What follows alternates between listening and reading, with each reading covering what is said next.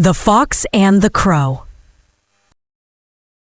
In the heart of Maplemist Meadow, where the trees wore cloaks of golden leaves and the air smelled like honey and moss, a little fox padded softly across the forest floor. Her fur was the color of warm cinnamon toast, and her ears perked at every sound. The clever fox was clever. The clever fox was curious, and most of all, the clever fox was hungry. Her tummy gave a small growl, the kind that only cheese could quiet. As she sniffed along a winding trail of toadstools and curled ferns, something delightful drifted into her nose. Rich, creamy, and just a little bit sharp. She peeked up, and there, perched on a high branch of an old elm tree, was a black feathered bird with a beak full of bright yellow cheese. The clever fox's eyes sparkled. "Oh, my whiskers, that looks delicious." The proud crow's feathers shimmered like wet ink, and her eyes twinkled with mischief and pride. She had found the cheese beside an empty picnic basket left behind by forest visitors, and she had flown it high, high, high into her favorite branch to enjoy it in peace. But the clever fox had other plans. She padded to the base of the tree and looked up through the branches. "Hello there," she called sweetly. "What a magnificent morning for such a magnificent bird." The proud crow blinked down at her, but didn't make a sound. She clutched the cheese a little tighter in her beak. The clever fox smiled and tried again. "Truly, I don't think I've ever seen such shiny feathers. You sparkle like the stars." Still, the proud crow was silent. The clever fox fluffed up her tail and gave her best forest curtsy. "You must be the queen of the trees.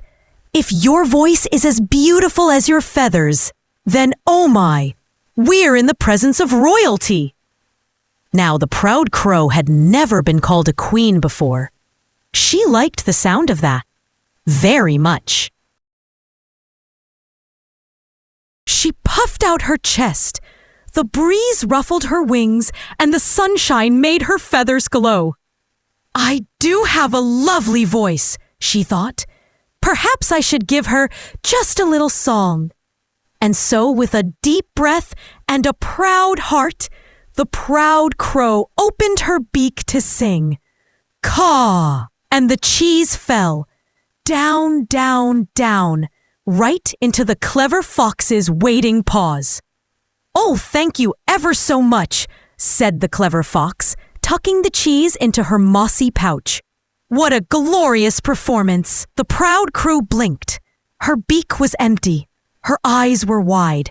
The clever fox gave a playful wink. "Good day, Your Majesty," she called, and trotted off, tail bobbing behind her like a little red balloon. The proud crow sat in stunned silence. The wind rustled. A squirrel sneezed somewhere nearby. Then, slowly, her beak twitched into a smile. "That fox," she said softly, "is trickier than a basket of bouncing berries." She looked out over the meadow, golden light spilling across the leaves, and let out a long, gentle trill. It wasn't for anyone else now, just for her.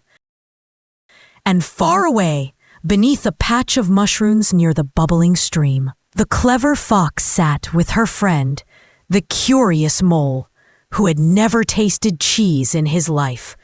They shared the snack, bite, bite, bite, giggling between chews, their paws muddy and their hearts full.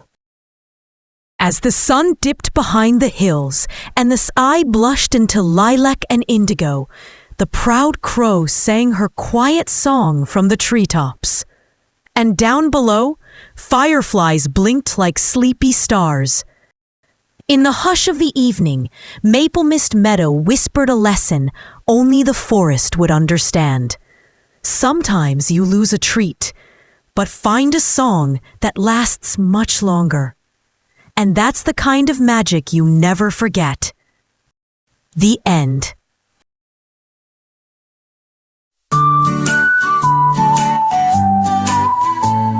In Maplemist Meadow, where gold leaves blow, a clever little fox trotted soft and slow.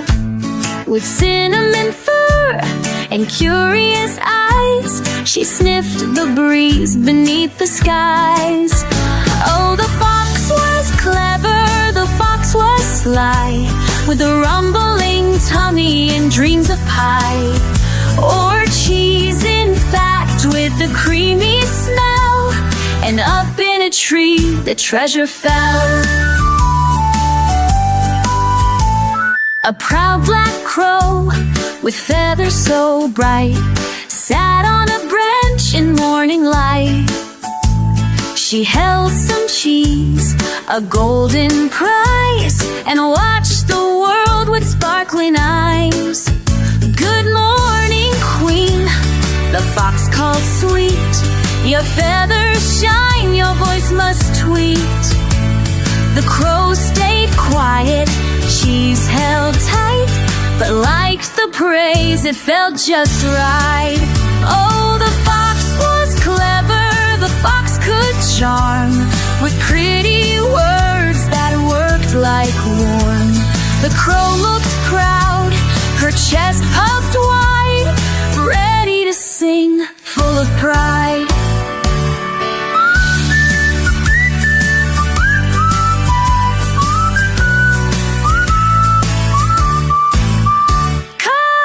She cried with regal grace, and down fell cheese through woodland space. It tumbled down, a tasty prize, right into paws and clever eyes. Oh, thank you, queen, the fox did cheer, with cheese now safe in heart sincere. She winked and waved, then danced away, her tail like a balloon in May. The crow just blinked, her beak was bare, a breeze blew soft through golden air. Then came a smile, slow and small, that fox outsmarted me after all. She sang a song just for the trees, with no more cheese, but heart at ease. And far below, near mushrooms red, the fox and mole shared bites of bread. Oh, the fox was clever, the crow was proud, and both their laughter rang out loud. For even when a treat is gone, a trick or two can carry on.